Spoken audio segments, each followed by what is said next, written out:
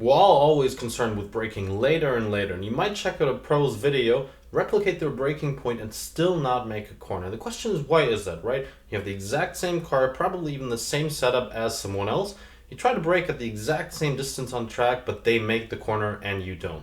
In this video, we're going to talk about one very simple thing you might want to change, which is actually keeping your steering as straight as possible as you get onto the brake pedal. We're going to talk about what is important in the braking phase, why straightening your steering is absolutely critical to you making those apexes and shortening your braking distance, and we're going to talk about different lines you should and shouldn't take based on that principle.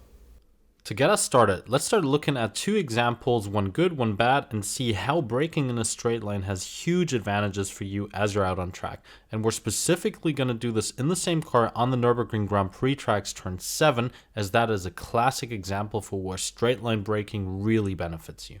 Turn 7 around this track is such a good example because the braking phase isn't actually straight. As you can see, it's a right-hand turn, but the braking phase is slightly compromised and isn't completely straight, but instead quite a long left-hand bend. So let's jump into the onboard comparison to see what goes wrong. Let's look at what turning even a little bit can cause here. So coming down the hill, and you can see the curvature of the braking phase getting on the brakes, but turning in a bit to the left, then to the right, and you can see the driver doesn't quite make the corner as a result of that turning input.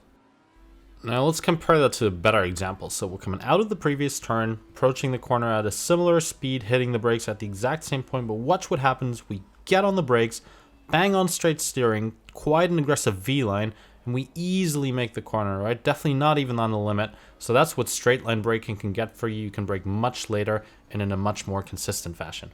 So you could see from the side-by-side comparison that braking in a straight line massively reduces your braking distance. So why is that? Let's look at the physics details to really understand what's going on here. Your car's tires have limited grip available to them, right? If you ask too much of them, you simply start sliding. Why is that important to understand why you should brake in a straight line, you might wonder? When braking, we want to ensure that we can utilize all the available grip to slow the car down, not to turn. And in physics terms, that means we want to maximize our longitudinal performance. The problem with turning the steering wheel even a tiny bit is that once we do that, we rob the tires of a portion of that available grip. Looking at our beloved friction circle, you can see that by turning in even a tiny bit, the available grip for braking reduces instantly. If you drive without ABS, you will very quickly notice that your front inside wheel tends to lock up suddenly. However, as many of you might drive with ABS switched on, you might not even be aware of the negative impact this has on your braking performance as the ABS helps you out.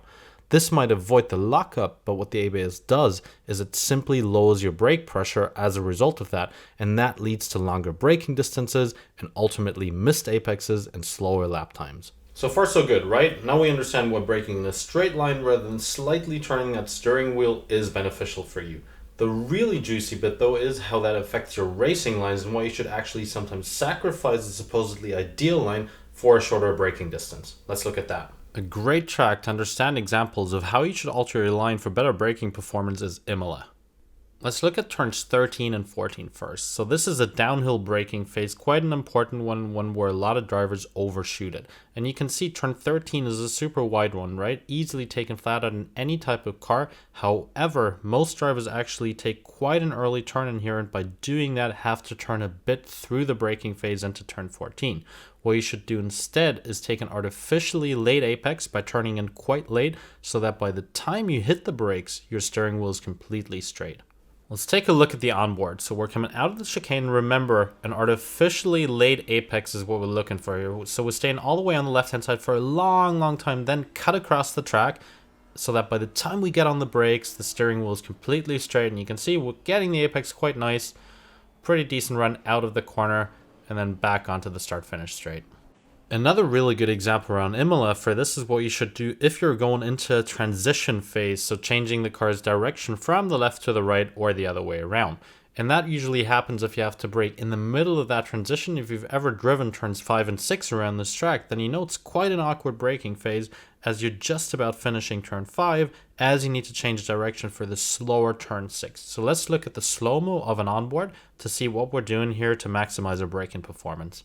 So we're approaching the pretty fast left-hand turn 5 here, and we have a braking phase in between turn 5 and the following slower turn 6. So watch what happens. We go into turn 5, And rather than changing direction immediately, we have a tiny phase of straight steering where we get on the brakes.